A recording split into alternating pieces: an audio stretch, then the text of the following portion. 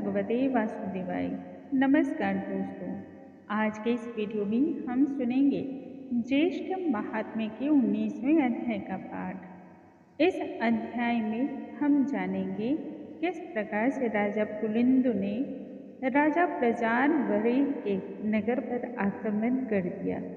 वहाँ के वासी ने जब राजा पुलिंद के समक्ष हाथ जोड़ करके विनती की, हे राजन, आज बड़ी ही पुण्य प्रदान करने वाली एकादशी का दिन है। आज के दिन हमारे राज्य के सभी नागरिक एवं राजा स्वयं पूजा में स्थित होते हैं, अतः किसी भी प्रकार के दोष कार्य को वह नहीं करते हैं। बस इतनी सी हमारी विनती है कि आज के दिन युद्ध का विचार आप अपने मन से त्याग दें। यह सुनते ही राजा पुलिंद क्रोध से वशीभूत होकर के अभिमानवाचक वचन को कहने लगे। आइए अब हम आज के इस वीडियो में आगे की कथाओं का श्रवण करेंगे। श्री हरि के चरणों का ध्यान करके जो भी मनुष्य इन कथाओं का श्रवण करता है, उनके दुख तथा पीड़ाएं समाप्त होने लगती हैं। बोलो भगवान श्री हरि की जय, स्वामी नारायण की जय। उस नगर के वासी के मुख से इस प्रकार के वचन को सुन करके राजा पुलिंद के क्रोध की कोई सीमा न रही। बड़े ही गर्व एवं अभिमान से तब वह कहने लगा, हे ग्रामवासी, यह एकादशी कौन है एवं इस दिन किसका व्रत किया जाता है? तुम मूर्खों की तरह क्यों बात करते हो? बेअर्थक ही तुम्हारी सारी बातें सुनाई दे रही हैं। यदि तुम अपनी कुशलता चाहते हो तो शीघ्रता से यहाँ से चले जाओ, नहीं तो मेरे दूत तुम्हें भी मार डालेंगे। तत्पश्चात राजा पुलिंद के सैनिक नगर में घुस गए। बलपूर्वक वे सभी प्रहार करने लगे। बड़े बड़े साधु संत महात्माओं पर वह अत्याचार करने लगे। महात्मा हो या फिर साहूकार, सभी के घरों के दरवाजे को बलपूर्वक वह तोड़ने लगे। उन घरों से अन्न, धन और कीमती सामान को वह सभी लूट कर ले जाने लगे। बड़े बड़े धन वालों के घरों के फाटक तोड़ करके अच्छी बड़ी मात्रा में धन को वह ले गए। उस समय नगर के छोटे से छोटे घर हो या फिर बड़ी से बड़ी हवेलियां हो, उन सभी में पुलिंद के सैनिक जबरन घुस करके अत्याचार कर रहे थे। जो भी कंद मूल इत्यादि था, उन सभी को वह लूट करके ले गए। उस दिन नगर के वासियों को खाने के लिए ना तो कंद मूल और फल बचा और ना ही पीने को जल ही बचा, और इसी प्रकार से सूर्यास्त हो गया। नगर के छोटे से छोटे बालक हो या फिर वृद्ध से वृद्ध व्यक्ति हो, सभी बिना जल के ही रह गए। हाहाकार समझ गया। नगरी में सभी त्राही त्राही करने लगे।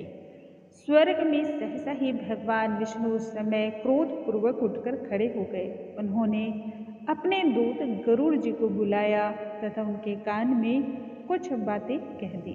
गरुड़ ने भी भगवान नारायण की आज्ञा का पालन करते हुए शीघ्रता से अपने ऊपर श्री हरि को विराजमान करके एक लंबी उड़ान भरी और उस नगरी को चल पड़े जहाँ पर यह भयंकर उत्पात मचा था। वहां जाकर श्री हरि ने विविध प्रकार की सेनाओं की रचना की, ऐसी सेना जिसे कभी किसी ने पूर्व नहीं देखा था। किसी सेना के 3 मुख तो किसी सेना के 3 नेत्र थे। किसी सेना के 7 जिह्वा, 4 पैर या फिर मुख में बड़े बड़े दांत थे। किन्हीं किन्हीं के तो 3 सिर थे और 2 मुख थे। किन्हीं सेना के 10 मुख, 6 मुख, 5 मुख या गज के समान मुख थे। जैसी आकृति वैसे ही भयानक मुख था। कई सैनिक तो ऐसे थे जो नृसिंह के समान तेजस्वी और पराक्रमी थे। महिषासुर के समान प्रभा से युक्त थे। दिगंबर नरमुंड मालाओं से सुसज्जित थे। ऐसी सेना पहले कभी नहीं देखी गई थी।